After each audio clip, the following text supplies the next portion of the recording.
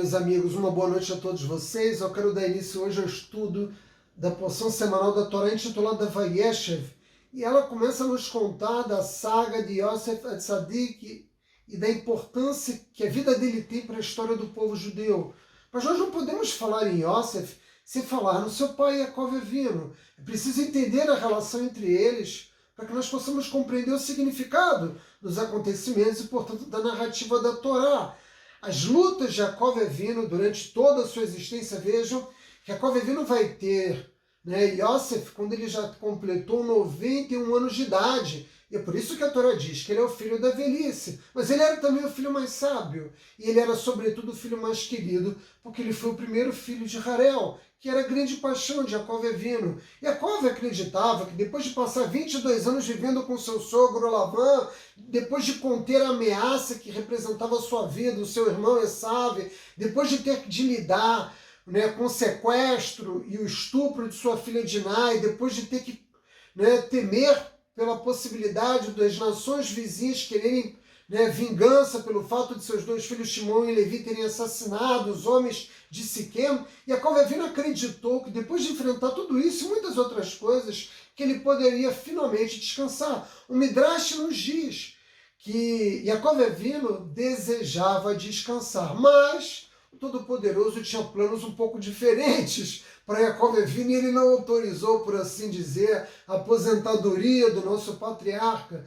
Ou seja, esse terço final de vida que Yaakov Avinu teria, seus anos de ouro, não poderiam ser dedicados como ele desejava apenas ao estudo de Torá. Ele não poderia se sentar na tenda e usufruir dos últimos anos de vida se dedicando ao serviço de Hashem através do estudo da Torá. Hashem faz uma pergunta e também uma afirmação que ecoa no tempo e que todos nós, judeus, conhecemos bem. Hashem nos diz: os justos não estão satisfeitos com o mundo vindouro, eles também querem descansar neste mundo. Qualquer pessoa que queira ter uma vida correta, íntegra, qualquer pessoa que queira ser um justo precisa entender isso, que as nossas maiores recompensas virão sempre no mundo vindouro, e que esse mundo não é um lugar para descansarmos, que nós sempre vamos receber nas nossas vidas novos desafios. Imediatamente, ao nosso patriarca desejar a paz, o que acontece com ele?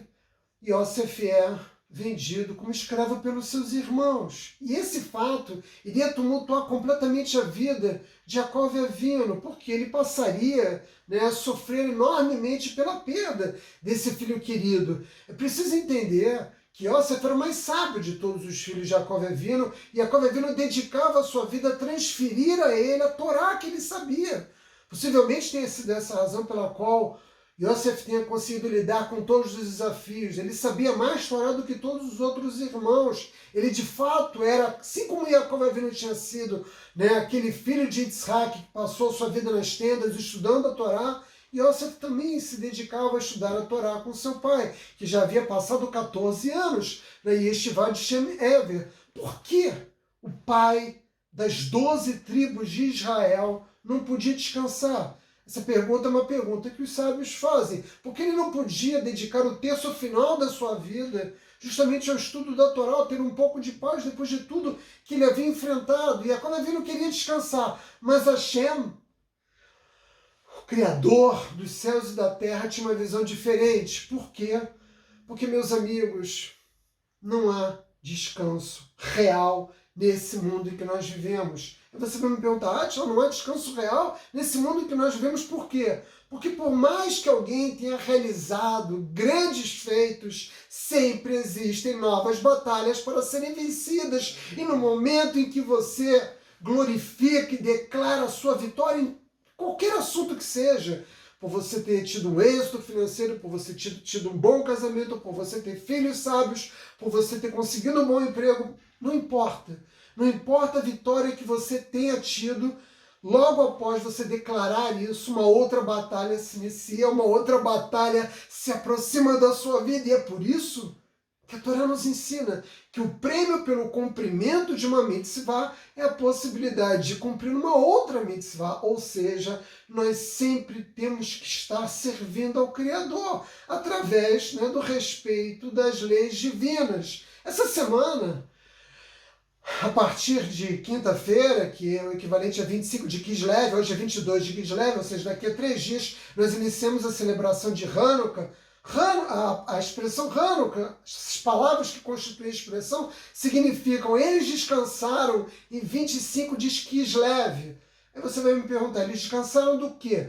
Eles descansaram das batalhas que tiveram que travar os Hasmoneus para vencer o Império Grego-Sírio, mas vejam, eles descansaram das batalhas físicas, a guerra física havia terminado, mas a guerra espiritual não. Tanto é que depois de vencerem finalmente o Império Grego, o que eles fizeram? Foram até o Beit HaMikdash para purificá-lo e para poder reabrir. Os Hasmoneus precisavam restabelecer na terra de Israel a supremacia da Torá, pois a vida judaica havia sido absolutamente corrompida pelos valores daquela sociedade, pelos valores gregos que haviam contaminado o nosso povo. Portanto, encerrava-se a batalha física travada nos campos de batalha, mas se iniciava a batalha espiritual. E essa é constante, é contínua, é permanente. A iluminação da Torá, que é o que faz a Hanukkah, ilumina o mundo com a Torá.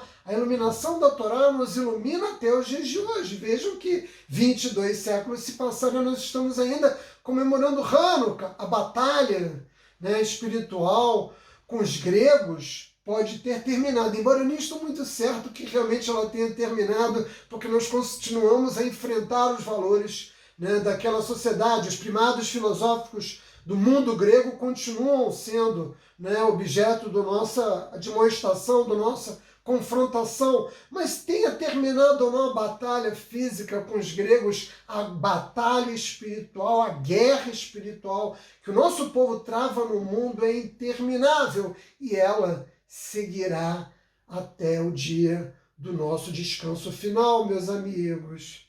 Vai!